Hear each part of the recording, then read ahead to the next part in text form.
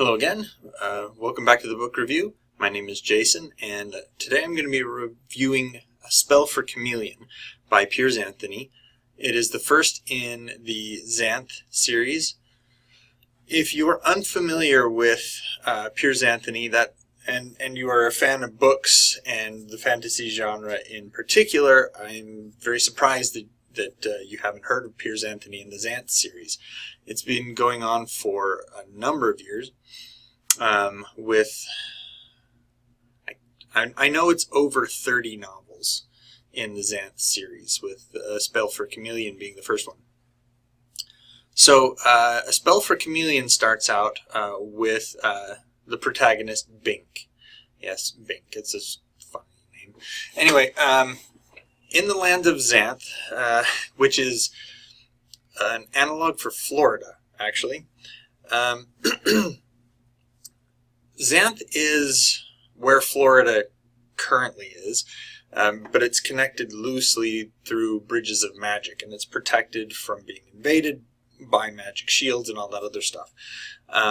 One of the previous kings of Xanth put a protective spell over the entire land to keep barbarians from invading. Barbarians being those from our world.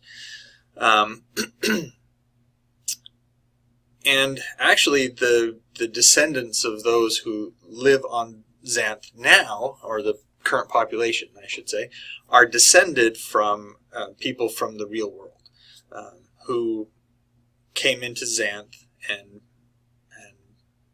liked it and made their kingdom there.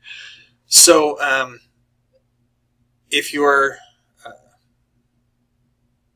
these are comedy series. This is a comedy series, and a lot of that is based around puns and verbal wordplay. So if you're interested in that, this is definitely a series that you should check into. It's funny, some of the things that they do in the series. Like, there is a conspiracy, the adults conspiring against the children. And not in the conspiracy in the sense of we're trying to keep children down.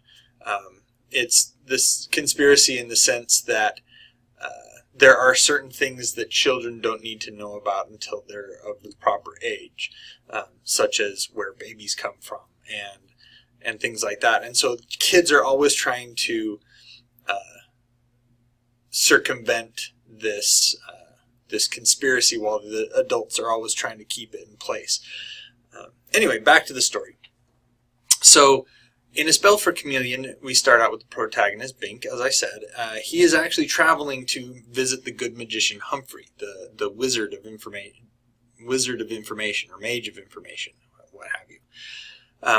The good magician Humphrey, basically, all the humans in Xanth, because of being born there and living there and whatever else, they have come to have magical talents. And the talents are classified based on how strong they are. So you have magician level talents being at the top and then working their way down there from there. And those who are in charge at the top of the tier, you have to be a magician or have magician tier magic talent in order to be the king of Xanth. So the current king is in place, and he has obviously a very strong magical talent, because that's how you get to become the king. But the good magician Humphrey also has a magician level talent. He just doesn't want to be king. He'd much rather be the mage of information. He knows and can find out all sorts of things. He keeps a big book where he knows where all of his information is stored. It's bizarre. Anyway, if you don't have a magical talent, you are exiled from Xanth. And Bink, as far as he knows, has no magical talent. So he goes to the good magician Humphrey because he doesn't want to be exiled from Xanth. He wants to make sure that he stays where he is comfortable. And in going to visit the good magician Humphrey, every person who goes to petition the good magician Humphrey for information must pass 3 challenges. The good magician doesn't want just anyone coming and bothering him all the time. And he is a good magician in that he doesn't practice evil magic, but he's not a nice magician. Anyway, Bink goes to visit him and must pass the 3 challenges in order to seek an answer. And if you pass and you get your answer, you have to serve the good magician Humphrey for a year for that answer. So he's willing to do all these things so that he can get the answer to, how do I find my magical talent? What is my magical talent if I have one? Excuse me. And so that he can stay in Xanth. So he comes to the good magician's castle and finds out that he does indeed have a magical talent. One that is so powerful, it qualifies him to be, as a magician level talent. And he just can't figure out what the talent is. There's something about Bink's talent that makes it impossible for the good magician to figure out what that talent is. So then Bink goes on his journey to find out what his magical talent is. In the process, he runs into a girl named Chameleon. Now this book is called A Spell for Chameleon, and now Chameleon has an interesting talent, and I don't want to give it away. Needless to say, it does make for a strange and at the same time almost fitting magical talent for her. Anyway, like I said, a lot of the book and the humor in the book comes from wordplay and puns. And these puns,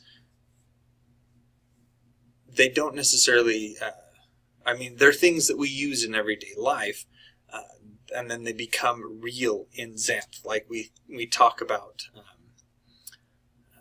I'm trying to think now. Well, one of the things that they have is a root beer barrel tree. And that's where they get root beer from. They call it boot beer, though. When you take a drink, you get a kick in the butt. There are flowers that grow, lady slippers as a type of flower, and they actually grow shoes for women on these flowers. They have